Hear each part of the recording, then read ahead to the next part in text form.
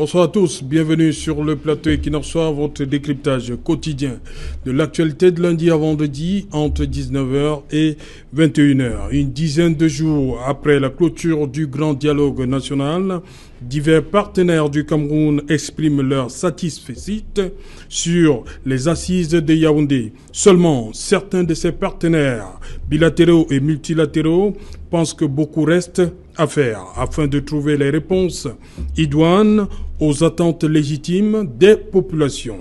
Pour l'ambassade des États-Unis à Yaoundé, toutes les parties en conflit dans le nord-ouest et le sud-ouest doivent renoncer à de nouvelles violences et entamer un dialogue ouvert sans conditions préalables.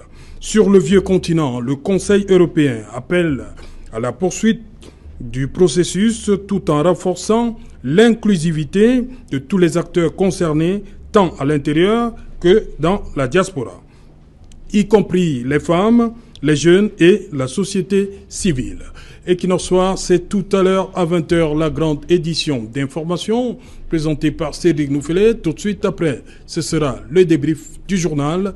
Tout de suite et maintenant, c'est le fait du jour.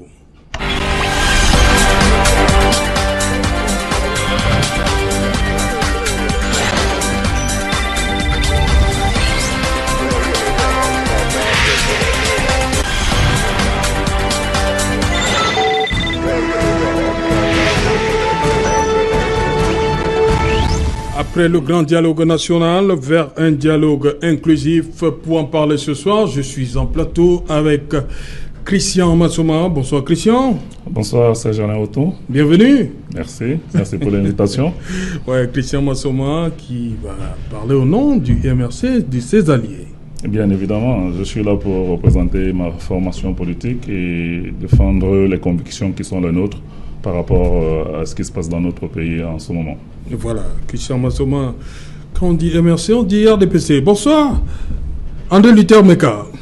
Bonsoir bonsoir à tous les téléspectateurs. J'ai eu peur, hein. Vous êtes là, bienvenue, hein, une fois de plus. Non, c'est moi qui vous remercie d'avoir invité le RDPC et de nous avoir invités, d'avoir invité le parti qui lutte pour l'intégrité territoriale, le parti qui lutte pour la paix, le parti qui rassemble les Camerounais autour d'un grand dialogue et qui accepte un certain nombre de recommandations comme la libération des activistes d'acquis anglophones et la libération du professeur Maurice Kamto. Je crois que nous avons une fierté à défendre un tel parti, un parti qui a nécessairement une vision de rassemblement et de paix au Cameroun. Justement, je reste avec vous quelques secondes. André Luther Meka, comment vous réagissez face aux événements de ce qui convient d'appeler les événements de 100 000 morts?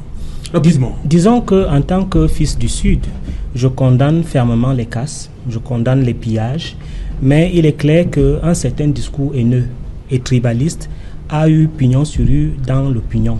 Et ce discours haineux et tribaliste a effectivement créé la semence d'un certain nombre de destructions, notamment ces discours qui tendaient à invectiver les Boulous, les Bétis, à appeler au génocide de Bétis, ce qui a, ma foi, germé un certain nombre de récriminations.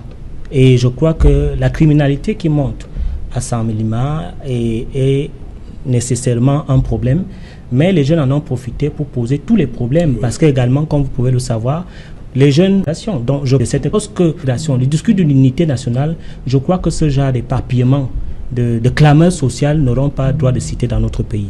Ok, justement, vous aussi, Christian Massouan, sur ce qui convient d'appeler les événements de 100 000 morts, rapidement. Une fois n'est pas coutume, mais je pense que le diagnostic qui a été posé par Luther, à savoir le discours haineux, mais qui n'est pas, à mon avis, un discours, anti-boulou, mais qui est un discours que les acteurs politiques, et notamment ceux du camp d'en face, n'ont cessé d'encourager depuis quelque temps, et qui malheureusement aujourd'hui, au-delà des problèmes socio-économiques que la jeunesse rencontre, notamment dans la région du Sud, comme dans la plupart des autres régions, pour moi, est à l'origine d'un certain nombre de débordements aujourd'hui. Vous avez entendu souvent sur les plateaux de télévision certaines personnes se réclamer d'une forme de suprématie ethnique. Donc on a vu quand même des suprémacistes venant du Sud, je ne vais pas les citer ici, qui disaient que après eux, ça sera toujours eux. Et il y a pas mal de choses qui n'étaient pas de nature à encourager une certaine cohésion sociale. Et Avant, on a assisté, par exemple, en Afrique du Sud récemment, aux compatriotes ou alors aux étrangers qui étaient visés par les Sud-Africains qui estimaient que les étrangers prenaient leur travail ou autre chose. Mais aujourd'hui, nous nous retrouvons dans notre pays, dans une situation où des compatriotes attaquent d'autres compatriotes, tout simplement à cause de leur origine ethnique. Et chez nous, nous trouvons que c'est des actes inacceptables et que c'est des actes qui doivent être soumis à la rigueur de la loi.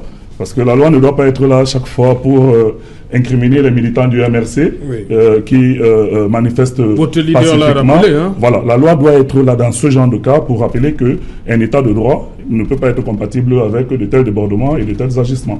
Éric Yambé, bonsoir. Bonsoir. Je dis bonsoir également aux téléspectatrices, aux téléspectateurs. Je profite également pour dire bonsoir, n'est-ce pas, à vous, à 3 fidèles téléspectateurs. Il s'agit de Maître Yebga, il s'agit de Géry Marcel Chouta et de Monsieur Na. Okay. Sur les événements de Sam Méléma. Moi, j'aurais une perception tout autre en ce qui concerne ces événements. Moi, j'interroge plutôt la République en ce qui concerne le régionalisme et le tribalisme. Vous savez, M. Ahidjo est devenu Premier ministre au Cameroun en 1958 en ayant une assise régionaliste. Si on regarde, n'est-ce pas, les différents partis qui ont constitué sa coalition, on voit bien qu'il y avait notamment, n'est-ce pas, ce qu'on appelait les paysans indépendants de la région de l'ouest du Cameroun, sans parler des paysans indépendants. Tout à fait, sans parler de la formation politique à laquelle lui-même il appartenait.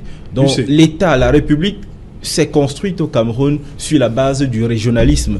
Est-ce que le régionalisme, c'est le tribalisme? Ça en a tout l'air. Moi, j'ai l'impression que depuis un certain temps, nous surfons, n'est-ce pas, avec les mots. On parle, n'est-ce pas, quelquefois de la répartition régionale, ces termes que je ne comprends pas très bien en République. Est-ce que le moment n'est pas venu, 60 ans après les indépendances, de poser d'autres questions? Est-ce que nous n'assistons pas, n'est-ce pas, à la limite de ce régionalisme, de ce tribalisme? Est-ce que ce qui se passe à Sam Méléma ne nous interpelle pas pour nous dire le curseur ici a atteint son maximum? Peut-être devons, n'est-ce pas, penser à un autre paradigme. Moi, je pense que l'État s'est construit au Cameroun sur le tribalisme, sur le régionalisme, et il est temps, effectivement, qu'aujourd'hui, que l'État, avec les personnes qui le constituent, prennent les dispositions pour que nous soyons effectivement en République et que le Cameroun, définitivement, soit sur la voie du mérite et non sur la répartition régionale. Éric Yambé, chercheur en relations internationales. Bienvenue une fois de plus. Merci. Edmond Kouyaté, bonsoir. Bonsoir Serge Alain, merci de m'inviter une fois de plus à cette autre édition. Oui, analyste politique, les événements de Sam Méléma. Votre avis? Mon avis, Eric, c'est que les événements de Sam Méléma peuvent se lire sur plusieurs prismes. D'abord, il faut le dire de façon froide, que cela traduit l'échec des politiques publiques.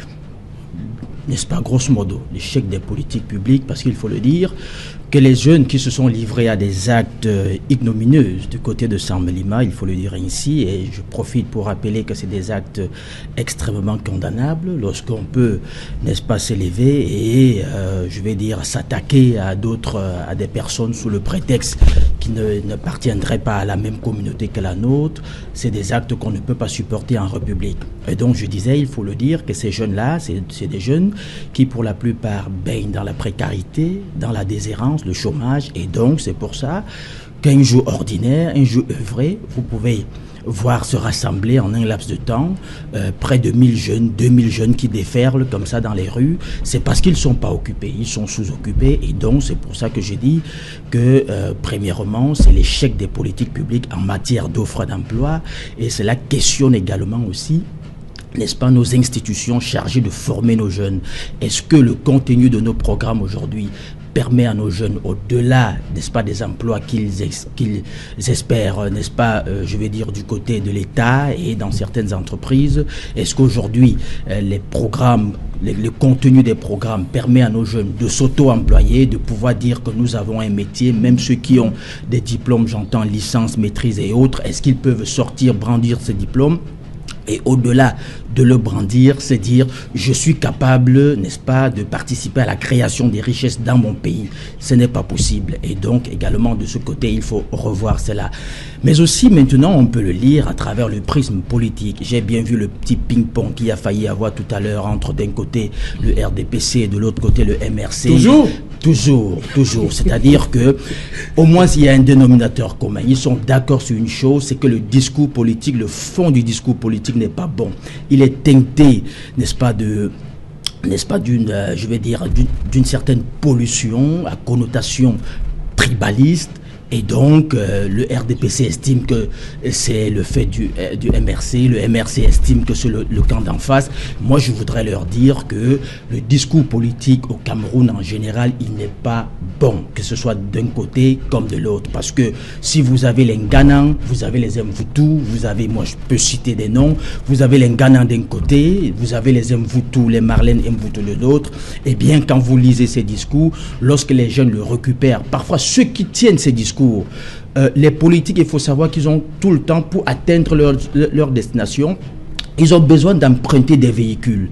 Et donc, le discours tribal peut être un véhicule qui leur permet d'atteindre un certain objectif. Mais seulement ce qu'ils ignorent, c'est que même quand ils veulent se débarrasser du véhicule, il y a des gens qui le récupèrent. Et donc, ce sont les esprits faibles, ce sont ces jeunes désœuvrés qui croient à de tels discours. Ils ne savent pas que le politique, lui, il a juste voulu utiliser ça pour atteindre un objectif. Soit garder son pouvoir, soit conquérir le pouvoir. Mais c'est un discours, il faut le dire, pernicieux, c'est un discours dangereux. Il faut changer le discours, que ce soit d'un côté comme de l'autre, parce qu'effectivement, c'est un discours qui tend à faire passer la tribalité avant la citoyenneté. Ce n'est pas normal. On est d'abord citoyen camerounais avant d'être, n'est-ce pas, de l'Ouest, du Sud, je ne sais pas trop quoi. Donc il faut corriger le discours.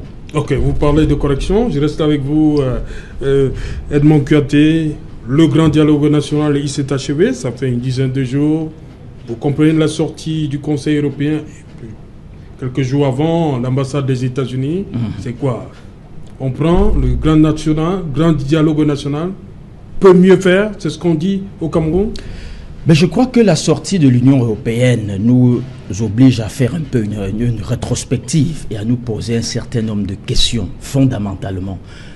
Primo, est-ce qu'au jour d'aujourd'hui, le grand dialogue tel qu'il a été mené, si l'entièreté de ces résolutions sont implémentées, je dis bien des recommandations, pas des résolutions, oui.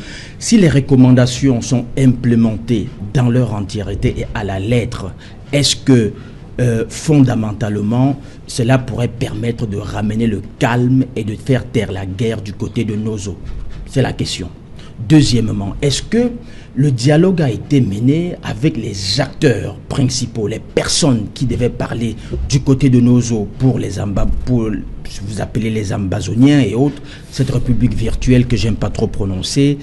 Est-ce que les personnes qui devaient parler en leur nom étaient véritablement là? Est-ce que tous les acteurs qui devaient, n'est-ce pas, parler, n'est-ce pas, au nom de cette crise-là étaient représentés? Ça, c'est la question. Et une autre question, est-ce que le dialogue a été mené dans les règles de l'art? C'est du moins cette question-là qui nous oblige, n'est-ce pas, à faire une lecture sur la sortie de l'Union européenne. Il me semble, je l'ai dit, ici, une fois, lors d'une autre édition, je vous ai dit qu'il ne me semble pas que, parce que les patates et les macabots ont été, n'est-ce pas, cuits, bouillis dans la même marmite, on doit les piler forcément dans le même mortier. Je veux dire, c'est pas parce que le Cameroun avait beaucoup de problèmes qu'il fallait forcément les mettre sur la même table et, n'est-ce pas, suivant le même principe prioritaire que la crise anglophone. Il me semble que une crise singulière devait être trouvée à cette crise singulière qu'est la crise anglophone. Et donc aujourd'hui, je me dis qu'on devait trouver des mesures pour réussir à amener sur la table les véritables personnes du côté, n'est-ce pas, des Ambazoniens, les personnes qui parlent aujourd'hui en leur nom. Il faut trouver les moyens de, d'ailleurs, premièrement, leur donner la garantie qu'ils peuvent venir sans être inquiétés sur la table. Ça peut être au Cameroun, ça peut être n'importe où. Je souhaiterais que ce soit au Cameroun parce que c'est d'abord un problème camerouno-camerounais. Et ensuite, poser, n'est-ce pas, les thématiques réelles. Il ne faudrait pas imposer des thématiques aux autres parce qu'il me semble que le dialogue, c'est quoi? C'est la recherche des compromis et même parfois des compromissions. Et donc, est-ce qu'on est allé au dialogue véritablement pour rechercher des compromis ou alors on est allé essayer d'imposer sa vision des choses aux gens? Parce qu'il me semble que, n'est-ce pas, la crise anglophone en toile de fond, il y a, n'est-ce pas, la problématique de la forme de l'État qui, n'est-ce pas, devrait être discutée. Est-ce que le grand dialogue, est-ce qu'on devrait convoquer un dialogue pour réimposer une décentralisation qui depuis 23 ans peine à être implémentées, peine à trouver des solutions pour la gestion de manière autonome des régions, peine à trouver, n'est-ce pas, des réponses à l'hypercentralisation qui est décriée aujourd'hui, il faut le dire, parce que le problème des anglophones, j'ai souvent entendu dire que les anglophones ne veulent plus rester avec les francophones. Il me semble que ce n'est pas ça leur problème. Ils reprochent aux francophones le jacobinisme exacerbé que nous avons emprunté depuis la fin, n'est-ce pas, depuis le début des indépendances et qui véritablement n'est pas à même de garantir une gestion saine de la chose de la République. C'est ce qu'ils nous reprochent et je pense que l'Union européenne nous demande aujourd'hui de revenir sur la table avec les véritables acteurs et de poser sur la table la véritable thématique, quitte à, n'est-ce pas, faire des concessions et faire des compromis. André Luther Meka, d'abord sur l'ambassade des États-Unis, je pense qu'il faut qu'un autre dialogue soit ouvert sans conditions préalables. D'abord, sans condition. D'abord, je voudrais établir les faits, parce que c'est toujours bien de revenir sur les faits. Oui. Il faut dire que le Conseil des affaires étrangères de l'Union européenne a siégé, je crois, hier, et a eu 8 conclusions, parmi lesquelles 4 conclusions au niveau du Cameroun. La première des choses, c'est que le Conseil de l'Union européenne se réjouit effectivement de l'arrêt des poursuites au tribunal militaire et de la libération des activistes. Le Conseil des affaires étrangères salue le grand dialogue comme une mesure d'apaisement et demande que le processus soit continuel. Interpelle également la responsabilité de l'État dans la protection des populations et de la sécurité et demande à l'ensemble des acteurs camerounais de respecter l'état de droit, de résoudre la crise de manière pacifique dans le cadre du dialogue inclusif. Et dans le cadre du dialogue inclusif, il demande l'intégration des partenaires et également de la médiation suisse. Bon, je me serais peut-être satisfait de cela que le Conseil européen constate effectivement ce qui est fait et peut donner son avis. Mais j'ai l'impression à chaque fois que ce Conseil se lève comme s'il donnait des instructions à notre pays. Et je suis en train de dire, et là je parle, ça m'engage par le RDPC. L'avenir de l'Afrique est en train de se jouer à ce niveau. L'avenir des Camerounais est en train de se jouer à ce niveau. Parce qu'il ne faut pas oublier, qu'il y a des Camerounais qui sont morts pour l'intégrité territoriale du Cameroun. Douala Mangabel est mort pour cela. Monsieur Ngosodine est mort pour cela. Le Lamido Agueona est mort pour cela. Il y a des Camerounais tels que Martin Poussamba qui sont morts parce qu'ils défendaient leur pays. Donc, ce n'est pas parce qu'on dit l'Union européenne. C'est un conseil où il y a les Italiens, les Allemands, les Français. Ce sont des Blancs. Ils n'ont pas d'instruction à donner à notre pays de telle enseigne qu'on puisse relayer cela comme étant un ordre. Les Camerounais se sont assis au dialogue. Le cardinal Toumi y était. Simon Mounzou y était. La jet set politique, autant de la société civile, autant des partis politiques y étaient, et que le Conseil européen vienne nous dire qu'il faut un dialogue inclusif. Comme si on nous disait, un chef d'État arrive en Europe, il rentre chez lui, on dit non, il faut revenir, tu as oublié quelque chose, reviens vite, tu reviens, et après tu repars comme un enfant. Cette infantilisation, cette esclavagisation que vous êtes en train d'accepter, sera un préjudice pour l'Afrique et pour le Cameroun. Il faut que ce soit clair. Moi, je suis surpris aujourd'hui que cela est relayé avec tambour et trompette pour dire l'Union européenne a dit. Alors qu'il y a des messieurs qui se sont assis à Yaoundé, qui ont pris des résolutions, et ces résolutions ces recommandations ont été appliquées dans la première phase de la libération des activistes de la crise anglophone et du professeur Maurice Kamto. Alors moi j'arrive donc à la conclusion, à la question que je voudrais poser à tous les Camerounais, et la question que je vous pose, qu'est-ce qui intéresse tellement l'Union européenne au Cameroun? Parce que moi j'ai lu la théorie du cheval de Troie, c'est-à-dire qu'il y a des pêcheurs à nos trous qui trouvent, n'est-ce pas, des moyens de pouvoir s'insérer dans le néocolonialisme, dans le pillage des ressources à travers, n'est-ce pas, le trouble des Camerounais. Nous ne pouvons pas, en tant que Camerounais, se gargariser, bomber le torse en disant l'Union européenne a dit, alors que les Camerounais se sont assis à la Bapalab et ont pris, n'est-ce pas, un certain nombre de recommandations. Moi, je suis outré. Est-ce que l'objectif, l'objet du du grand dialogue, c'était quoi? On est allé au grand dialogue, pourquoi? C'était d'abord de résoudre la crise anglophone. Et c'est résolu? Il y a un certain nombre de recommandations qui ont été faites. Mais justement, il faut et ces recommandations, ça continue. Et ces recommandations entrent dans ce qu'on appelle un processus d'implémentation. Oui, mais nous ne pouvons pas... Il pense il y a quand même des éléments qu'il faut ajouter, intégrer des acteurs. Ils sont Camerounais. Ils sont Camerounais. Les Allemands s'asseyent quelque part, les Français, dans leur conseil, ils pensent. Nous avons vu le problème des gilets jaunes. Le Parlement africain s'est assis pour donner des recommandations, leur demander un dialogue. Nous avons vu l'arrestation de ceux qui ont proclamé l'indépendance, les Catalans.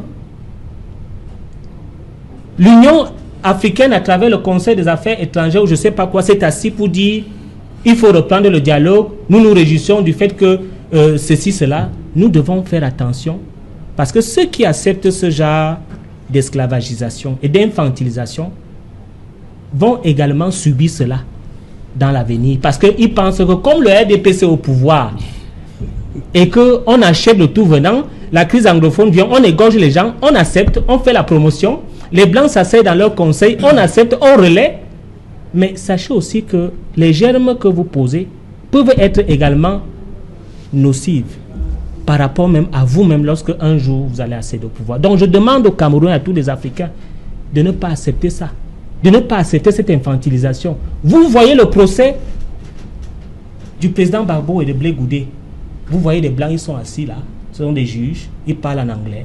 Et de l'autre côté, il y a la défense qui sont des Noirs. Et on se gargarise de ce genre d'image. Nous ne devons pas accepter ça.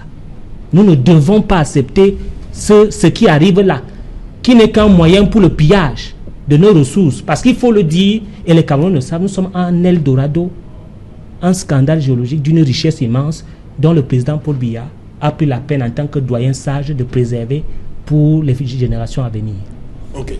Christian Massoma, pour André Luther Meka, le dialogue national s'est achevé le 4. Il y a des recommandations. On attend l'implémentation. On n'a rien à écouter qui vient de l'Occident, des partenaires bilatéraux, multilatéraux. Serge-Alain, nous avons tout à écouter, tout simplement parce que, comme vous l'avez vous-même dit, ces gens-là sont nos partenaires. Et il est hors de question que lorsqu'il s'agit d'appuyer nos économies, lorsqu'il s'agit d'appuyer notre pays dans certains des domaines qui nous permettent de pouvoir impulser un certain nombre de projets de développement, on peut invoquer nos partenaires bilatéraux et multilatéraux.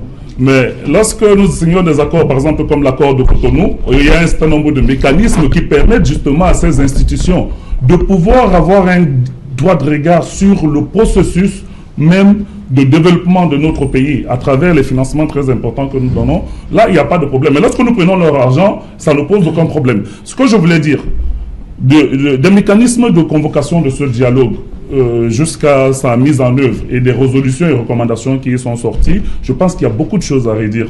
Et je pense que beaucoup de Camerounais ne sont pas satisfaits des résolutions et les résolutions principales pour lesquelles d'ailleurs nous n'avons pas encore un certain nombre d'éléments. On a parlé du statut spécial pour les régions du Nord-Ouest et du Sud-Ouest. Qui sait aujourd'hui ce qui rentrera dans le contenu de ce statut spécial du Nord-Ouest et du Sud-Ouest? Ça reste comme on a soumis ces recommandations au chef de l'État. Donc on attend encore de savoir, mais les voix montent déjà ci et là pour demander à ce que les autres régions aussi accèdent au statut spécial. L'Union européenne dit que le cadre dans lequel ce dialogue s'est déroulé, les acteurs qui se sont présentés ne garantissaient pas des résolutions ou des recommandations à même de pouvoir sortir notre pays de la crise actuelle. Et je pense que le dire, ce n'est pas attenter à la souveraineté de notre pays, mais le dire, c'est en droite ligne avec ce que le Parlement européen avait déjà adopté comme résolution il y a quelques mois, qui demandait à l'époque, ou qui recommandait la libération des prisonniers politiques et l'apaisement du climat social, la réforme du code électoral et un certain nombre de choses qui nous permettraient de désamorcer la bombe dans laquelle nous sommes englués depuis un moment. Donc il ne faut pas regarder les choses sous un seul prisme qui est le prisme politique ou qui est le prisme de défense de notre souveraineté qui serait mise à mal tout d'un coup par nos partenaires bilatéraux et multilatéraux. Il est évident, et pour des personnes qui sont de bonne foi, beaucoup de Camerounais ont beaucoup de choses à redire par rapport à ce grand dialogue national. Nous avons vu les recommandations, par exemple, lors des suggestions qui ont été faites par le sultan Bomo Dioya, qui a été froidement recadré par le Premier ministre. Mais Bomo Dioya appartient au RDPC. Et quand il le dit parce qu'il pense qu'on peut refonder notre État sur des bases beaucoup plus démocratiques et beaucoup plus saines pour notre avenir. Donc, nous pas reconnaître qu'un certain nombre de failles actuelles ne permettent pas de désamorcer la crise. L'objet principal de ce dialogue, c'était la crise dans le nord-ouest et du sud-ouest. Vous avez posé la question à M. Meka tout à l'heure. Est-ce qu'au sortir de ce grand dialogue, on a l'impression que quelque chose a bougé de ce côté? Moi, je n'ai pas cette impression. Pire, on sort du grand dialogue national qui parle du vivre ensemble et de la cohésion sociale et les événements de Saint-Méléma surviennent immédiatement. Il y a quelque chose qui ne va pas et nous ne pouvons pas continuer à regarder ça en spectateur totalement converti à une cause tout simplement parce que nous appartenons à un camp politique. Poser un bon diagnostic nous permettra de pouvoir trouver une thérapie qui soit beaucoup plus efficace pour l'avenir de notre pays. Et nous sommes en train de jouer notre devenir à nous tous. Moi, je suis d'accord avec vous. Personne n'a intérêt à ce que nous puissions continuer à biaiser les débats et à entourlouper les autres.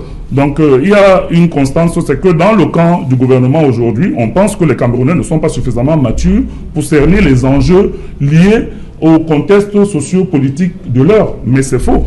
C'est faux et je peux vous garantir que beaucoup de personnes ne se sont pas senties concernées par ce grand dialogue national. Beaucoup de personnes, il y a des acteurs majeurs qui y ont manqué.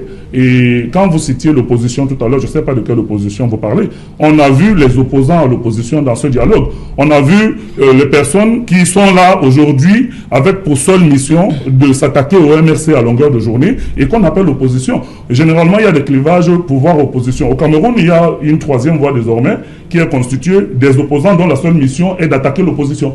Donc, ce dialogue, pour moi, ne garantissait pas des conditions de sincérité et d'honnêteté pour que nous puissions avoir des résolutions fiables. Éric Gambi, justement, le Conseil européen parle d'inclusivité des acteurs concernés par ce conflit dans le nord-ouest et le sud-ouest. Vous y voyez qui? Les représentants, ceux de la diaspora, Ayoub Tabé également?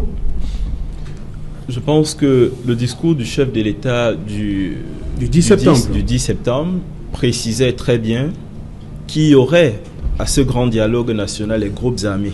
Je crois que lui-même il a dit. Les représentants des groupes armés. Tout à fait. Je crois savoir, sauf erreur, à moins que je ne sois amnésique, nous n'avons vu ni les groupes armés, ni leurs représentants au grand dialogue national. Il faut qu'on soit clair. Nous n'avons vu personne. La faute à qui? Est-ce que le Premier ministre John Gouté n'a pas adressé des invitations? Nous avons vu des ex-combattants. Nous avons vu des ex-combattants. Allons d'abord dans ce postulat. Oui. On n'a pas vu les groupes armés, encore moins leurs représentants. Ce que nous savons, c'est qu'il y a eu des discussions, des négociations dans le sud-ouest avec ces groupes armés. Ils ont dit au départ qu'ils aimeraient y participer par téléphone et éventuellement par la suite ils viendraient. Qu'est-ce qui s'est passé? Je ne vais pas entrer dans les détails. Les résultats sont là, nous n'avons vu personne. Je ne vais pas parler ici de la compétence de ceux qui ont négocié cette venue qui a échoué. Mettons ça de côté. La vérité, c'est qu'on ne peut pas négocier la paix avec ceux-là qui devraient être assis sur la table. On ne peut pas négocier la paix sans eux. C'est ça la réalité. Et la réalité, ils ont été invités ou pas? Surtout ceux de la diaspora. Même s'ils ont été invités. Le Premier ministre les a invités ou pas? À ce niveau des informations que nous avons, ils ont été sollicités par les chefs. Et certainement, les conditions qu'ils ont posées n'ont pas été acceptées par les autorités. Et c'est certainement pour ces raisons qu'ils ne sont pas venus. Et nous pensons que l'une des raisons pour lesquelles ils ne sont pas venus, c'est tout simplement parce que, ou entre autres, parce que la forme de l'État a été écartée pendant ces discussions préliminaires. Nous reviendrons là-dessus. Pourquoi est-ce qu'aujourd'hui, la forme de l'État ne peut pas être négociée? Il y a des intérêts beaucoup plus grands que le Cameroun. Nous y reviendrons. Alors, pour répondre à votre question, les groupes armés n'y étaient pas. Forcément, ça pose un problème. On ne peut pas négocier la paix sans eux. Ce n'est pas possible. On sait aussi qu'ils ont un certain nombre de représentants ou de financiers qui sont à l'extérieur, qui sont à la diaspora. C'est le moment, évidemment, avec possiblement ce dialogue inclusif qu'on demande de faire venir ces personnes pour qu'effectivement, en ce qui concerne la paix, parce que les mesures qui ont été prises pendant le grand dialogue national sont des mesures intéressantes, mais ne vont pas dans le sens de la paix elles vont plutôt ces mesures dans le sens de la décrispation de l'atmosphère politique au Cameroun. Mais pour que cette ambiance, cette atmosphère soit totalement décrispée, il faudrait déjà qu'il y ait la paix. Mais comment pouvons-nous implémenter les mesures concernant notamment le retour des réfugiés s'il n'y a pas la paix? Ce n'est pas possible. Monsieur Meka, vous avez fait allusion à l'infantilisation du Cameroun. Je suis gêné. Il faut qu'on aille doucement. Le Cameroun est dans une vaste coopération multilatérale avec l'Union européenne qu'on appelle la coopération ACP. D'accord? Parce que derrière, il y a l'Union européenne et ACP, Afrique, Caraïbes et Pacifique. Je vais vous rappeler que dans le cadre de Lomé 4 et Lomé 4 bis, le Cameroun a pris des engagements en ce qui concerne le respect des principes démocratiques, les droits de l'homme et évidemment la démocratie. C'est ce que le Cameroun a signé. Et en 1995, à l'île Maurice, pendant qu'on négociait le 4 bis, le Cameroun et les autres pays ont pris l'engagement de respecter ces principes-là. Sinon, les vivres leur seraient coupés. Ça, c'est ce que le Cameroun a signé. Ne venez pas nous dire aujourd'hui que on est en train d'infantiliser le Cameroun. Le Cameroun a pris des engagements internationaux. Il doit les respecter.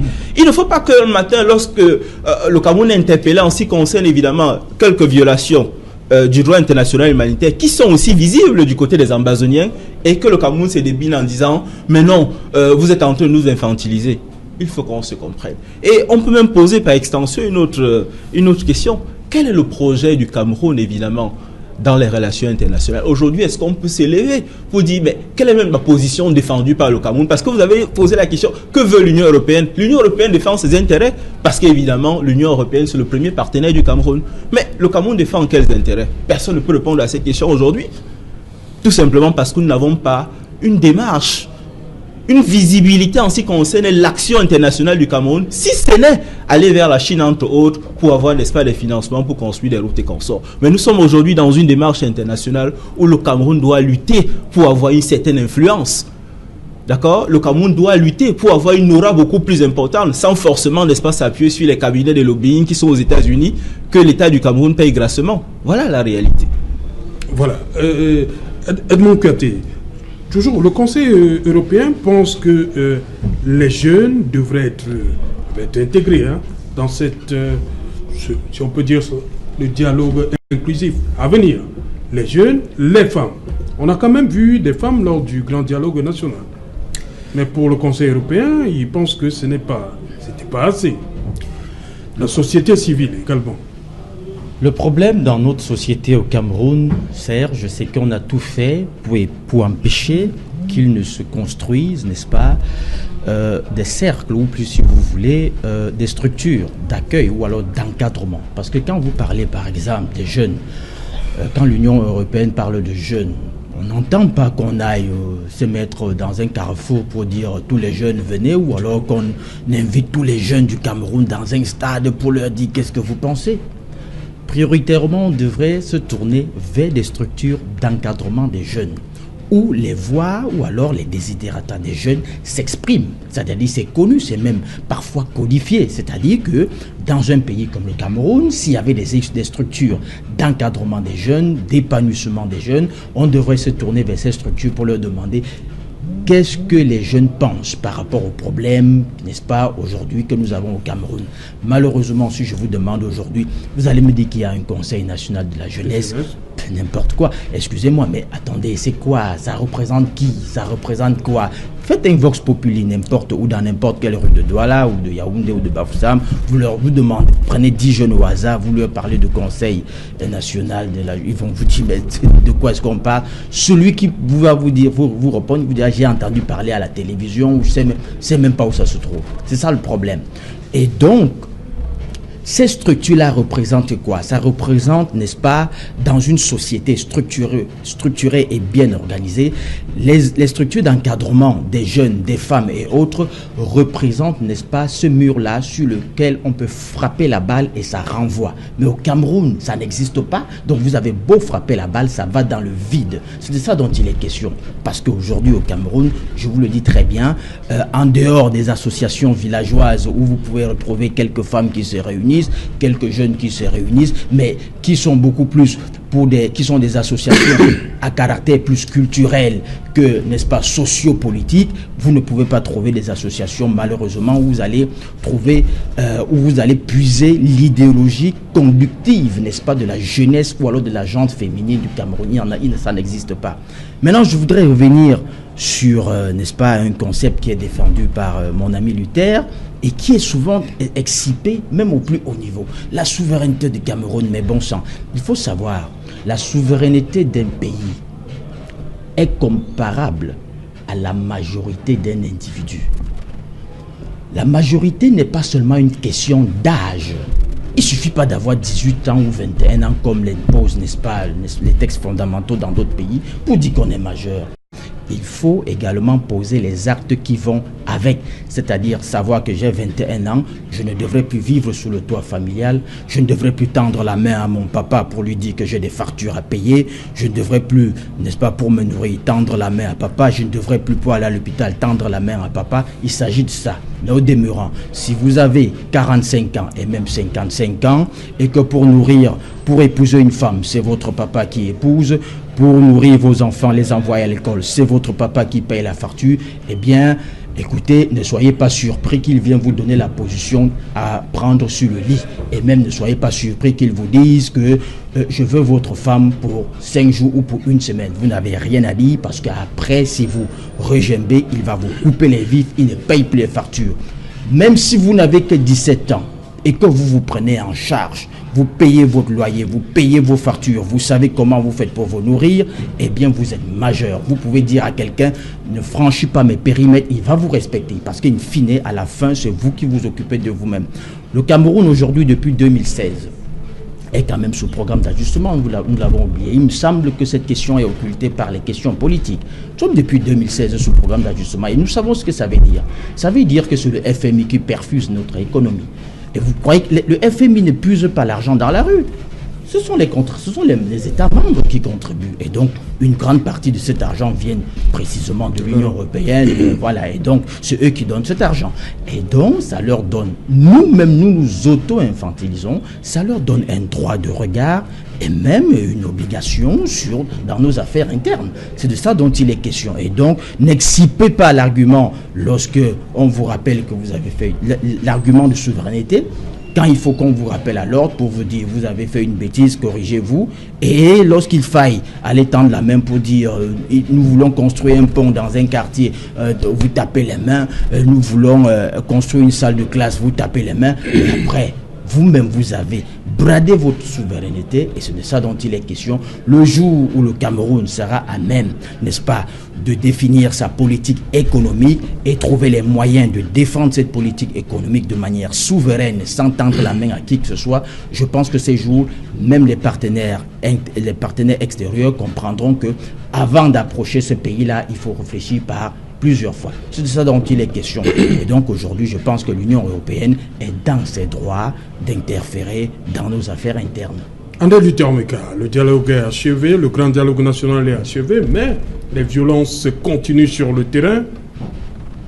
L'Union européenne, le Conseil européen demande de discuter avec ceux-là qui étaient absents.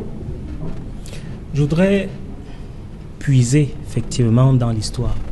Parce que si on ne puise pas les ressources dans l'histoire, nous ne pouvons pas comprendre ce qui se passe aujourd'hui.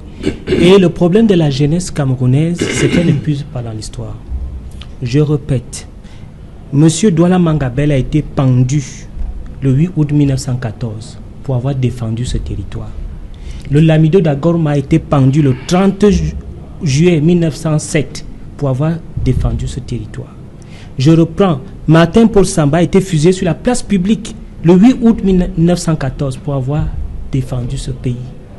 Aujourd'hui, on se gargarise parce qu'on parle de l'Union européenne. C'est une facette du néocolonialisme. Ce sont des Français, des Allemands, dans leur parlement, qui parlent de l'Afrique. Et nous devons savoir qu'il s'agit là effectivement d'une infantilisation parce que il y a eu le grand dialogue national qui a été salué en grande pompe, même par cette Union européenne, même par Thibon Nagui, toutes les instances mondiales ont célébré cela. Aujourd'hui, vous revenez, vous dites, il n'y a pas eu les bandes armées, mais il y a eu les bandes armées. Ces jeunes que nous avons vus qui ont témoigné, c'était des bandes armées. Vous dites que quelle opposition? Et c'est ça le problème avec le MRC. Quand l'Union européenne salue le grand dialogue, là vous êtes content? Quand je dis qu'il salue le grand dialogue, il y a même une sorte de j'allais dire, antinomie. Oui. Bon, je comprends effectivement que c'est une diplomatie. Parce qu'on ne peut pas saluer et demander encore un dialogue inclusif, notamment en incluant les partenaires et la médiation suisse. Si mes références sont bonnes, la médiation suisse demande près de 3 à 6 milliards. 3 milliards pour la médiation. Donc, il ne faut pas croire que cela est nihilo. Cela part de rien. Ce sont des gros enjeux, des intérêts qui se jouent dans cette affaire. Et nous avons l'obligation en tant que jeunes qui défendons notre pays de comprendre de quoi il s'agit. Mais effectivement, il s'agit des puits pétrolifères de Bakassi. C'est vrai qu'ils nous ont aidés, et bien sûr, dans le lobbying, à voir Bakassi, puisqu'il y avait les Allemands qui étaient témoins, l'Irlande du Nord, les États-Unis. Aujourd'hui, je crois qu'ils sont pressés de ces richesses. Ils sont pressés, effectivement, de ces richesses. Moi, j'ai des problèmes avec le MRC qui dit qu'il n'y avait que l'opposition. Le SDF n'est pas une opposition. Le SDF y était. Le PCRN, réconciliation, ce n'est pas une opposition. Il faut respecter les Camerounais quand ils s'asseyent. Hein. Le cardinal Toumi, ce n'est pas un monsieur. Monsieur Simon Mounzou, les Célestins Bizigui, ils ne sont rien. Il n'y a que le MRC. Nous devons nous rendre compte dans ce pays qu'il faudrait qu'on apprenne d'abord à se respecter et à respecter les institutions. Il me demande qu'est-ce que nous défendons à l'international. Mes chers messieurs, nous défendons notre pays, notre souveraineté. Moi, je parle en tant que camp. Vous devez me parler en tant que quelqu'un de Bakweri, hein, et non en tant que francophone, anglophone. Nous défendons la la variabilité des partenariats économiques. Et c'est ça qui fait problème. Parce qu'aujourd'hui, le Cameroun a déjà la latitude d'avoir plusieurs partenariats, notamment la Chine, la Russie. Aujourd'hui, l'Union européenne se trouve à l'étroit et effectivement nous divise pour mieux régner, pour pouvoir nous imposer un certain nombre de choses. Donc le débat est d'abord politique, historique, le débat est économique et le débat est également un débat de souveraineté. Parce que je ne peux pas accepter aujourd'hui que nos ancêtres sont morts pour ce pays et qu'on revient 50 ans après, que les Blancs s'asseyent quelque part, les Italiens, les Français disent qu'il faut refaire le dialogue inclusif. Je vous demande de considérer ceci, je vous demande de considérer... Comme si on était tout simplement des enfants. Le Cameroun doit se faire respecter. Et c'est nous, les Camerounais, qui devons amener en sorte qu'on respecte notre pays. Je ne peux jamais accepter cela. Et je sais que vous pouvez accepter cela. Parce que vous êtes prêts par tous les moyens. La crise anglophone, vous la prenez. Les Blancs disent que venez vous asseoir ici, recommencez votre affaire, ce n'était rien. Vous saluez, vous encouragez. Mais vous êtes en train de creuser vos propres tombes et la tombe de nos enfants. Parce que si on n'abolit pas ça aujourd'hui, on ne pourra pas abolir ça demain. Ok. Question? Je peux faire souvent rire, mais je vais être très sérieux, M. Meka. Chez nous, nous ne bradons pas la moindre once de notre souveraineté. Et nous sommes viscéralement attachés à la souveraineté de notre pays. Ça me rassure. Et il faut que vous le sachiez. Cela me rassure. Vous savez très bien quel a été le rôle, vous avez cité Bakassi tout à l'heure, du professeur Kamto, même si certains des référés de votre camp essayent de minimiser son impact dans la rétrocession de la presqu'île de Bakassi, mais vous savez quel est le rôle qu'il a joué pour que Bakassi revienne au Cameroun, dans le giron du Cameroun. Donc, nous ne sommes pas prêts à brader la moindre once de la souveraineté de ce pays, parce que nous sommes des patriotes, contrairement à ce que vous croyez. C'est-à-dire, le patriotisme, ce n'est pas l'attachement au gouvernement du RDPC. Le patriotisme, ce n'est pas supporter M. Biya. Le patriotisme, c'est aimer sa patrie, respecter les valeurs de la République. Et nous, nous sommes profondément républicains. On fait tout pour nous diaboliser, nous tenons face, nous essayons de dire que non, ce pays, pour qu'il aille mieux justement pour les futures générations, on ne peut pas continuer sur la voie que nous sommes en train d'emprunter en ce moment. Si vous pensez que le diagnostic de notre pays, tel que tous les observateurs peuvent l'établir, il est bon et que tout va pour le mieux, c'est tant mieux pour vous. Ce n'est pas le cas chez nous. Parce qu'il y a des problèmes qui sont très sérieux. Notre pays est en train de partir en lambeaux.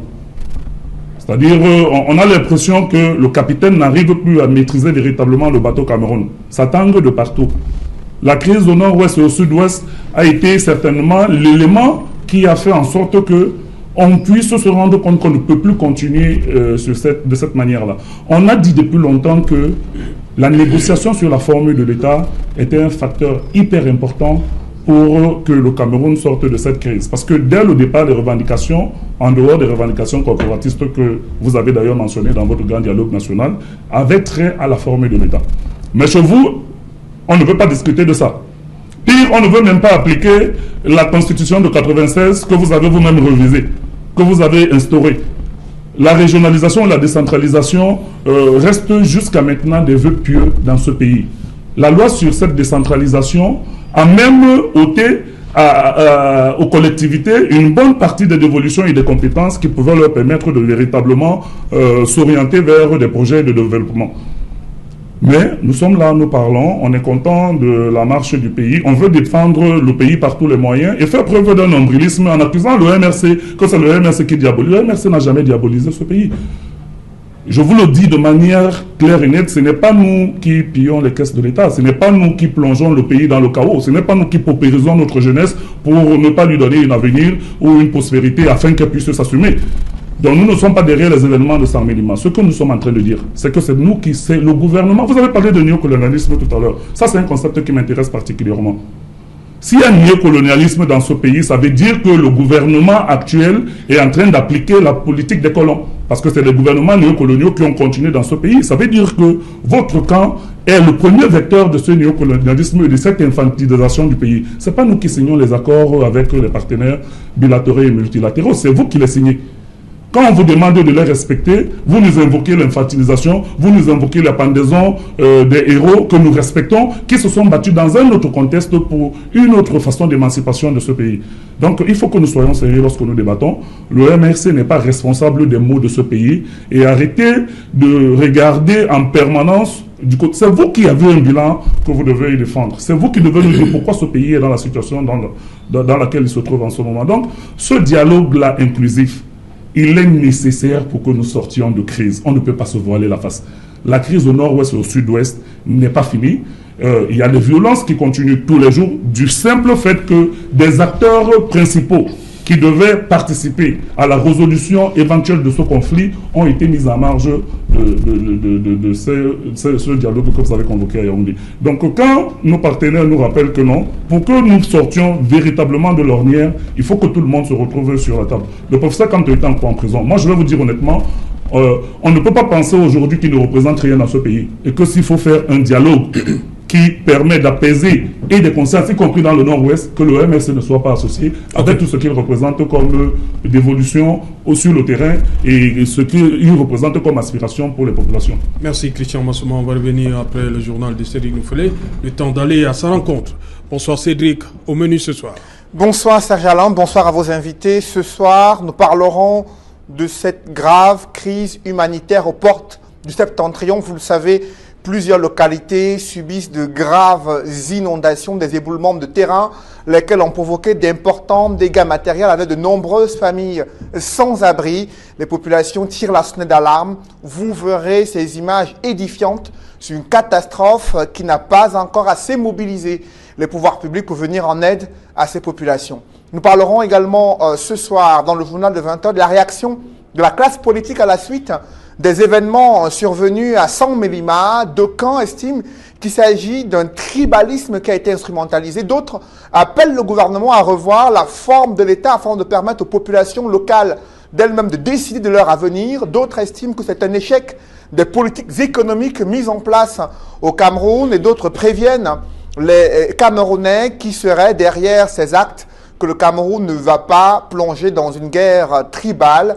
Vous suivrez ces réactions dans le journal de 20h. Nous parlerons également ce soir de la compagnie aérienne Camerco qui a encore sollicité une perfusion financière de près de 3 milliards de francs CFA. Cela sera-t-il suffisant pour permettre à la compagnie de pouvoir briller dans un ciel hautement concurrentiel? C'est l'enquête du 20h. Nous parlerons également de la candidature d'un Ivoirien très connu, Guillaume Soro, qui a décidé d'annoncer sa candidature. Un timing qui surprend plus d'un au moment où il fait l'objet de plusieurs attaques et même qu'il a failli être arrêté lors de son déplacement en Espagne. Nous en parlerons ce soir. C'est Jalin. Voilà, madame, monsieur, fin de cette première partie Equinoxoir. On se retrouve juste après pour Equinoxoir, deuxième partie. Le temps du débrief, toujours en compagnie de nos 4 invités. Place tout de suite, madame, monsieur, à la pause journal. Le journal qui vous sera présenté par Cédric Noufélé. Bonne soirée à vous, Cédric. Bonne soirée à vous, c'est Jalin. Rendez-vous demain 20h. Rendez-vous demain 20h. Madame, monsieur, dans un instant, la suite, Equinoxoir.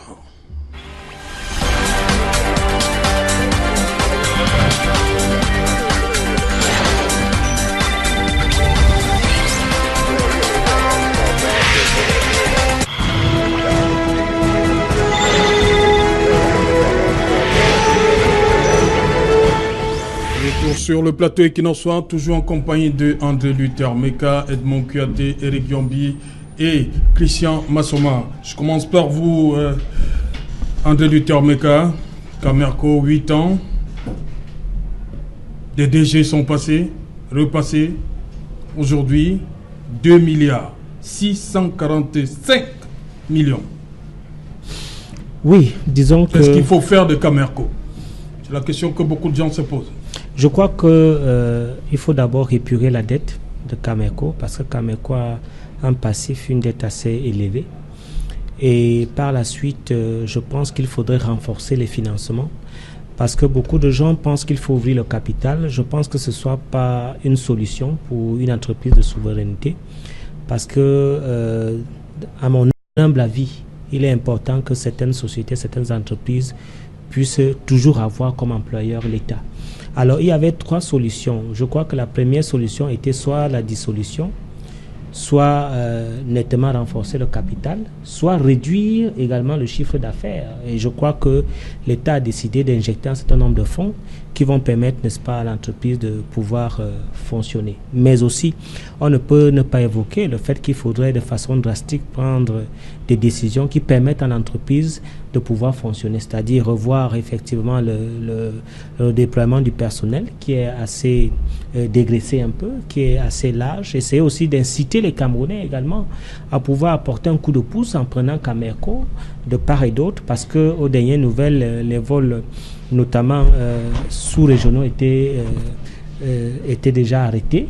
Donc, on desservait que les vols domestiques. Mais aujourd'hui, je crois qu'il est aussi important de pouvoir entamer un marketing sérieux pour que l'entreprise puisse reprendre un regain de vitalité et que les Camerounais puissent prendre, n'est-ce pas, ces vols-là, puissent, n'est-ce pas, permettre à ce que cette entreprise redécolle. Et le problème que nous avons, c'est qu'effectivement, beaucoup de Camerounais qui prennent des billets VIP ne prennent pas beaucoup Camerco, beaucoup vont, n'est-ce pas, dans d'autres compagnies. Mais aujourd'hui, je crois qu'il faut une campagne tout à fait nationale. Pourquoi ils ne prennent pas Camerco d'après vous?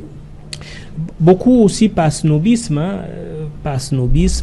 et puis par habitude. Il paraît que quand vous prenez d'autres compagnies qui ont construit des marques pendant des années, cela donne, je sais pas, une certaine image, cela donne une certaine vision d'opulence. Et je crois qu'aujourd'hui, nous devons avoir une fierté de prendre Camerco, parce que si aujourd'hui tous les Camerounais décident, quelle que soit la période, quelles que soient, n'est-ce pas, les difficultés de prendre Camerco, je crois qu'avec les économies d'échelle, nous pouvons faire fleurette avec, n'est-ce pas, cette entreprise. Eric Yombi, sur cette situation, cette énième perfusion à Camerco, 2 milliards 645 millions, pour éviter un autre crash.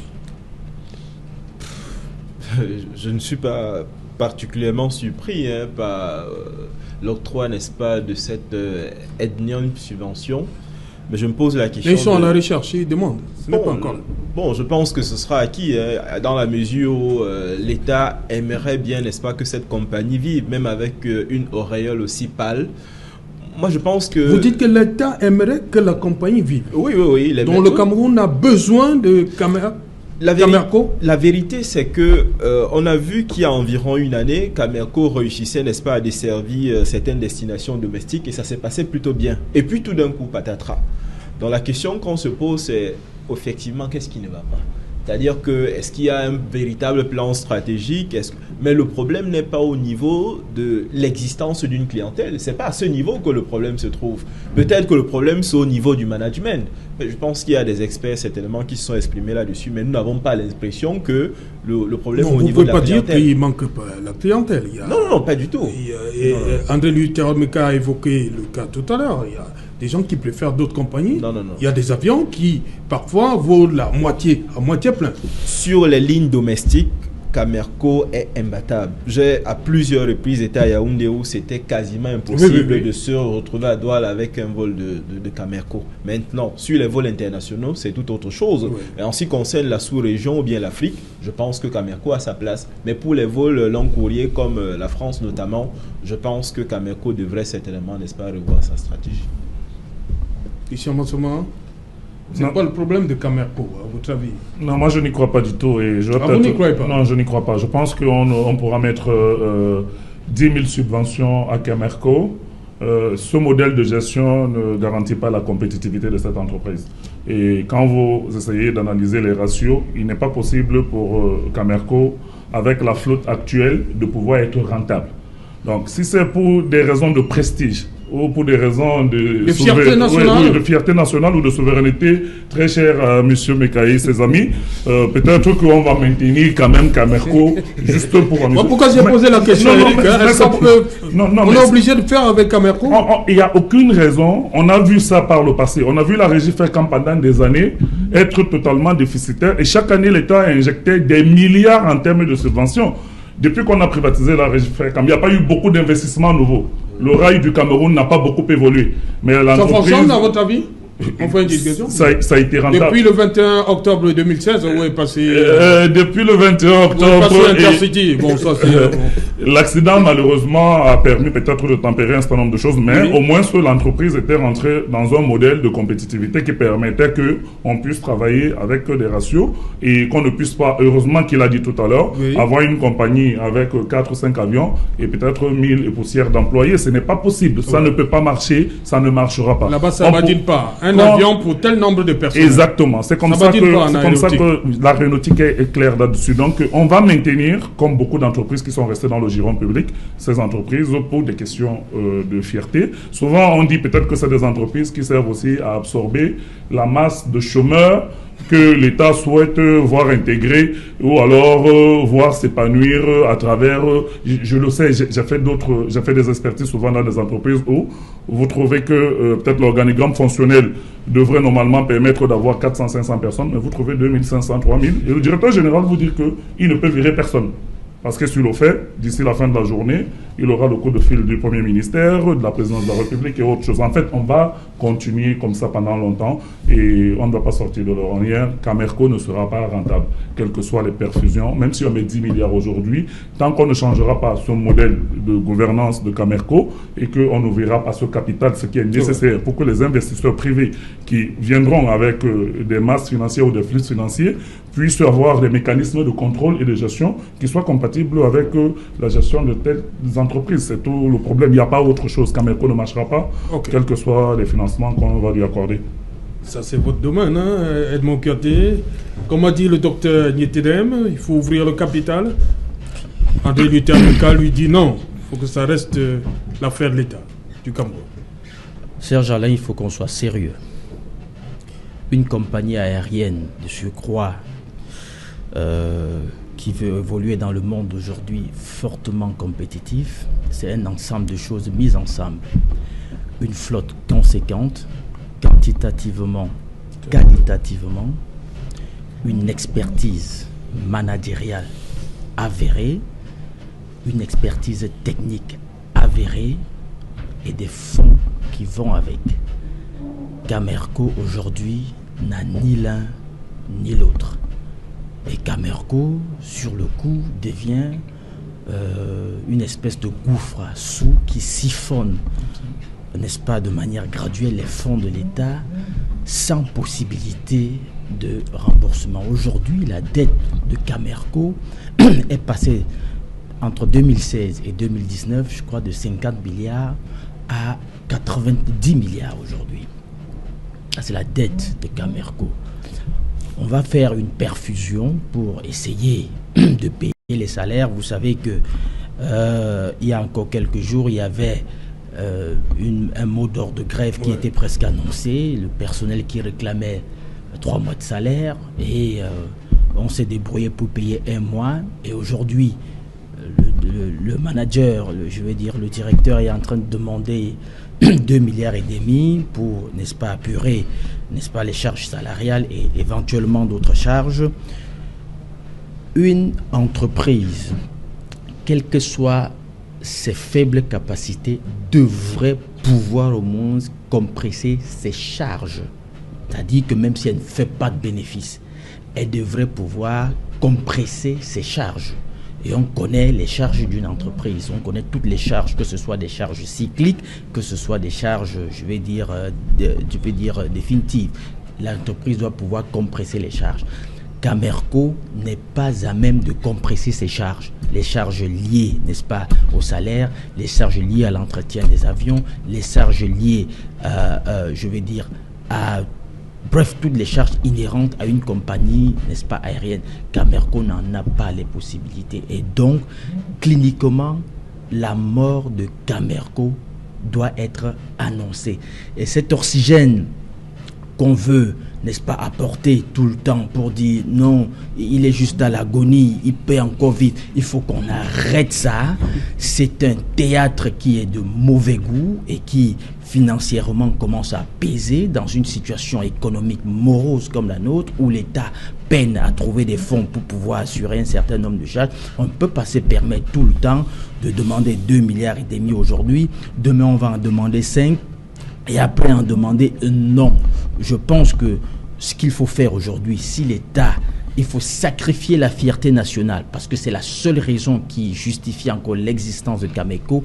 Il faut sacrifier la fierté nationale, n'est-ce pas, pour pouvoir mettre sur pied une véritable compagnie avec, cette fois-ci, les capitaux privés qui vont permettre d'absorber cette masse, n'est-ce pas, d'employés qu'on veut préserver, parce que j'ai entendu notre ami Massoma dire que certainement, peut-être, il faut, n'est-ce pas, préserver, ne pas envoyer, je crois, près de 1000 personnes au quartier. Je suis d'accord aussi, surtout dans un contexte de forte précarité comme la nôtre.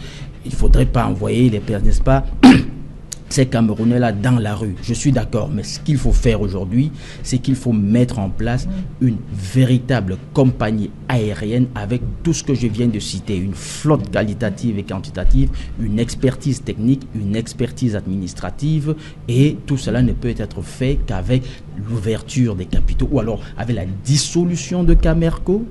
Parce qu'aujourd'hui, parler d'ouverture, n'est-ce pas, ça va être très compliqué, avec un passif aussi lourd. Personne ne voudra rentrer là-dedans, avec une dette qui va à près de 100 milliards de francs. Et donc, en termes de ratio, on est très éloigné. Et donc, personne ne voudra rentrer là-dedans. Il faut dissoudre complètement cette histoire, donner la possibilité, n'est-ce pas, au Cameroun d'avoir une véritable compagnie aérienne, parce que là, je suis d'accord pour dire que la clientèle, elle est là, parce que le Cameroun, c'est un hub, et c'est pourquoi vous allez voir que tout le monde ouvre sur le Cameroun. Ethiopian Airlines, je ne fais pas de publicité, toutes ces compagnies-là viennent au Cameroun parce qu'il y a de la clientèle. Le Cameroun, c'est une bonne destination, et à partir du Cameroun, qui est un hub aérien, on peut desservir plusieurs autres régions. Et donc, aujourd'hui, il faut faire en sorte que le Cameroun, même si ça ne va pas s'appeler Camerco, mais qu'au moins, avec la participation de l'État, qu'on crée une véritable compagnie, cette fois-ci avec les fonds privés, qui vont pouvoir être une compagnie qui va pouvoir être dotée de tout ce qu'il faut combiner pour pouvoir, n'est-ce pas, se dire qu'on a une compagnie et absorber pas seulement ceux qui travaillent déjà, mais recruter, n'est-ce pas, de nouvelles personnes qui sont au Cameroun, qui ont certainement de l'expertise pour, et c'est tout ce qu'il faut faire. Okay. Continuer comme vous faites là, moi je dis, c'est du théâtre et ça commence à être de très mauvais goût. Ok, on va terminer avec Guillaume Kigbafori Soro, chacun quelques secondes. D'abord vous, Eric Yombi, Guillaume Soro, Kigbafori Soro, qui annonce sa candidature à la présidentielle de l'année prochaine depuis l'Espagne, exactement dans la ville de Valence. Pour vous? Ce n'est pas une surprise, le fait qu'il annonce sa candidature, c'était même attendu. Pourquoi pas en Côte d'Ivoire?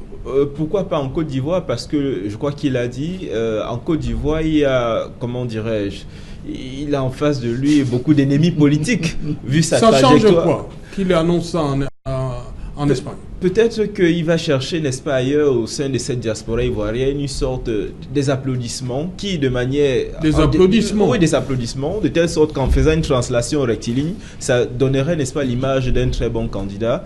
Mais on se souvient effectivement de ce qu'il a fait. On connaît ses faits d'armes, malheureusement. André Luther Menga, Guillaume Soro, 47 ans, il décide comme ça qu'il va challenger Guillaume Soro, Alassane Dramane Ouattara, peut-être Konan Bédié, peut-être, on ne sait pas, ce qui sera réservé à si Laurent Koudou-Bagbo va regagner la Côte d'Ivoire, est-ce qu'il sera candidat? Disons que Guillaume Soro me fait penser à dire qu'il y a des esprits fondamentalement politiques.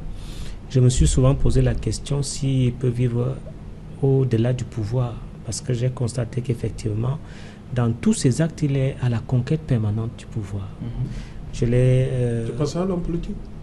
Oui, je dis c'est ça un homme politique. Je dis malgré tous les soubresauts, malgré tout ce qu'on connaît de lui, il est, j'allais dire viscéralement, vissé au pouvoir. Mais ce qui est tout à fait intéressant, ce sont des mécanismes qu'il essaye, n'est-ce pas, de pouvoir mettre en place pour pouvoir accéder au pouvoir. J'ai vu un rapprochement vers Gbagbo, j'ai vu il a rencontré Madame Gbagbo, je vois un certain nombre d'expressions. Il aurait même demandé pardon à la Côte d'Ivoire. Donc je constate qu'effectivement, toutes les manœuvres sont mises en place pour qu'il puisse accéder au pouvoir. Mais ce sera extrêmement difficile avec le contexte, n'est-ce pas, de la libération de Gbagbo. S'il arrive en Côte d'Ivoire, ça va changer la donne. Mais je pense aussi que avant même que tout cela puisse se faire, il faudrait aussi qu'ils organisent un grand dialogue national, comme le président Paul Biya l'a fait, parce que... c'est le modèle du Cameroun. Au Bénin, hein. Il y a le Sénégal aussi qui est, nous sommes sur la voie. Vous savez, le président Paul Biya, en tant qu'un sage, est un pionnier dans la conception, n'est-ce pas, dans un certain nombre de choses. Vous savez, nous sommes même aussi... mais seulement qu'à Paris, il a parlé de grands débats. Nous sommes un exemple dans... Nous sommes un exemple dans, n'est-ce pas, l'utilisation des femmes dans la fonction publique. Donc, je pense que c'est un challenge qui s'annonce. Il y aura beaucoup de révélations autour, n'est-ce pas, de cette candidature. Mais il faut d'abord qu'il s'exprime, qu'il soit dans un dialogue pour faire une conciliation nationale. Quelques secondes, parce qu'on fait des grands signes. Oui, effectivement. On a vu venir Guillaume Soro depuis quelque temps, depuis sa démission, depuis la dislocation de son alliance avec Ouattara. Et je pense que c'était une question de temps. Maintenant, est-ce que les alliances qu'il a essayé de nouer avec le camp auquel il s'est opposé pendant longtemps, est-ce que les Ivoiriens ont oublié? Est-ce qu'en bête politique qu'il est, il va réussir à se donner une image capable de transcender un certain nombre de considérations pour qu'il accède dans la magistrature suprême? L'avenir nous dira, mais c'était une évidence que cette candidature allait être annoncée et qu'il allait challenger certainement ses adversaires politiques qui sont ses anciens camarades et ses anciens alliés. Un mot, Edmond? Le peuple ivoirien le jugera, l'avenir nous dira. Ok. Madame, Monsieur, nous sommes donc arrivés au terme de cette édition Equinox Soir. Bonsoir, Korogo.